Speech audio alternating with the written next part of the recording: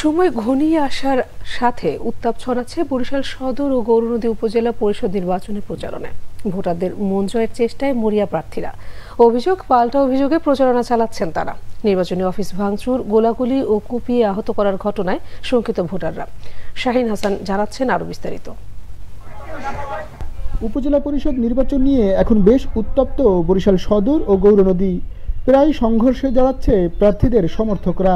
বরিশাল সদর উপজেলার জাগুয়া ইউনিয়নের পাঁচগাঁও চণ্ডীপুর এলাকায় অফিস ভাঙচুরের জেরে হামলার শিকার হয়েছেন মোটরসাইকেল প্রতীকের প্রার্থী SM জাকির হোসেনের 2 কর্মীসহ 3 সাংবাদিক। কুপিয়ে আহত করা হয় তাদের।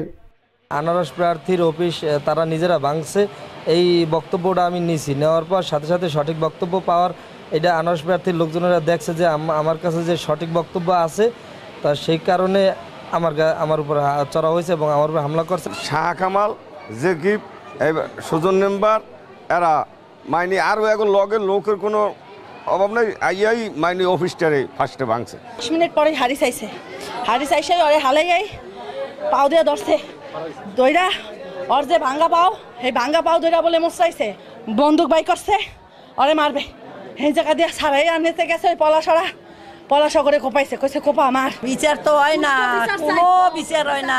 এই যে বিচার চাইতেছি আজ হইতে এই কয়েকবার এই মেরি কই গেল, আপনার জীবনটাই গেল। আমরা তারা যেভাবে হুমকি দামকি দিচ্ছে, যেভাবে মানুষজনকে মারছেন, কোপাচ্ছেন, হসপিটালে ভর্তি করছেন, তাতে আমাদের তো মাঝে মধ্যে মনে হয় যে আসলে আমাদের শেষ পর্যন্ত নির্বাচন কোথায় গিয়ে দাঁড়াবে। 2 মে গৌরনদীর বাটাজোর বাজারে উপজেলা চেয়ারম্যান প্রার্থী মনির হোসেন মিয়ার সাথে গণসংযোগে যায় ইউপি চেয়ারম্যান শওকত গুহ পিকলু ও তার সমর্থকরা। সেখানে আরেক চেয়ারম্যান প্রার্থী হারিসুর রহমান ও তার সমর্থকদের সংঘর্ষে ইউপি চেয়ারম্যান পিকলু সহ উভয় পক্ষের আহত হয় 3 জন। হারিসের বিরুদ্ধে এবং এই যাবত এই গুন্ডা বাহিনী দ্বারা বহু মানুষের অত্যাচার করা হয়েছে, গুলি হইতে শুরু করে অনেক কিছু করছে। হারিসের বিরুদ্ধে নির্বাচনই হলো ওদের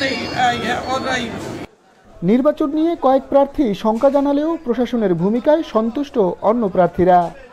আমরা তো অভিযোগ দিয়েছি, মামলা হয়েছে, এখন দেখি কী হয়, প্রশাসনিকভাবে কি হয়। আমরা তো কোনো সহিংসতার পথে নাই, আমি তো শান্তিপ্রিয় মানুষ। আমি যখন চলে যাই তখন আমার পাশে যারা থাকে পরবর্তী সময় তাদেরকে থ্রেটিং করা হয়। এই জন্য অনেক সময় অনেক এলাকায় মানুষ মুখ খুলছে না। তাহলে বাবারে আমার জনগণ ভোট দেবে কীভাবে? ভোটারদের সর্বোচ্চ নিরাপত্তা নিশ্চিত করা হবে বলে জানিয়েছেন রিটার্নিং কর্মকর্তা। তো পুলিশ বিভাগের স্ট্রাইকিং ফোর্স প্রতি 1টা বা 2টা কেন্দ্রের জন্য স্পেশালি মোবাইল টিম এবং সিটি কর্পোরেশনের ভোটাররা যাতে নির্বাচনী এলাকায় প্রবেশ করতে না পারে, এ কারণে একাধিক চেকপোস্ট, তার মানে আইন শৃঙ্খলার পুরো একটা চাদরে ঢাকা থাকবে। 8 মে নির্ভয়ে কেন্দ্রে যাওয়ার পরিবেশ চান ভোটাররা। শাহিন হাসান, বাংলা ভিশন, বরিশাল।